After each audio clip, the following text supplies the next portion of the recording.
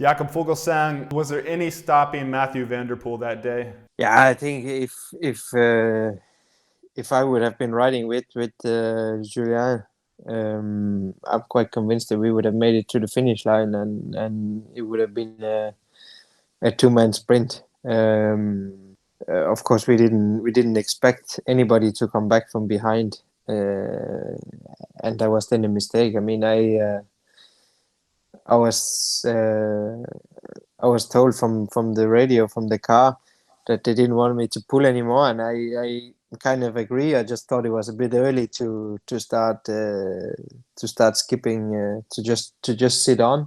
But I don't know. It was Bruno Tinghialta and then Vinokurov in the car, and I think especially was Vino in the car. But we have cleared that afterwards that I was not happy with him.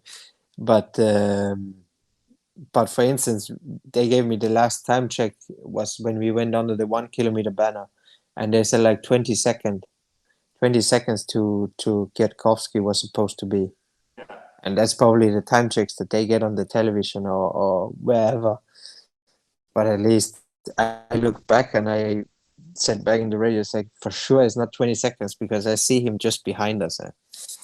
Yeah, and then of course it got from bad to worse when then the whole group there came back on us, and also partly to our luck that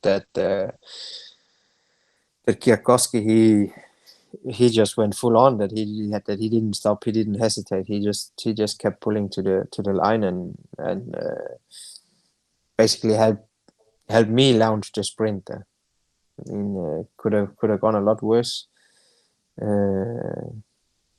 Kwiatkowski, he finished, I don't know, 14th or what he finished, last of the whole group.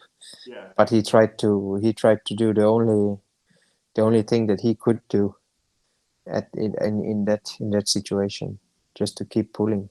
Yeah, of course, I look back and see it, but at the moment it's like, okay, for sure, if I go to the front and pull, I'm gonna be third anyway.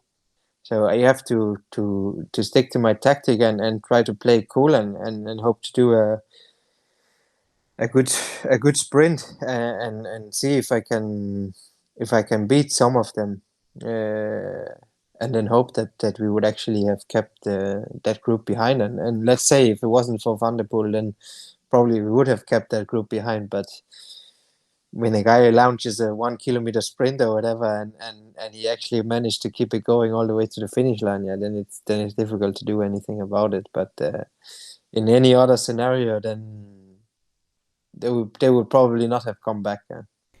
We're watching the chaos, the euphoria of the press, the fans at the finish there. You were caught up in it, probably pushed around there a bit on the finish line. Could you hear all the fans just going crazy there, and were you able to sense some of that even if you didn't win the day?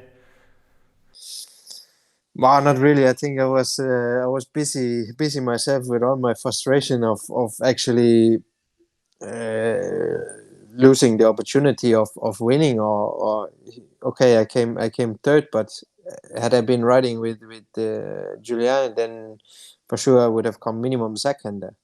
And now I actually beat him in the sprint. Of course, that was not obvious from the beginning that I would beat him in a sprint. I mean, probably 85 times out of 100 he would beat me, but it's always different when it's in a classic, and it's after such a long day, and it's after a day where we were racing full on. I mean, the last, I guess we went away from the rest with 40 or 50 kilometers to go, so we had been out there for a long time.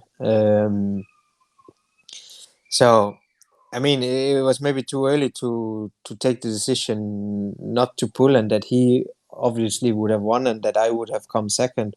And at that moment, I was just so frustrated that we gave them the chance to come back, that big group.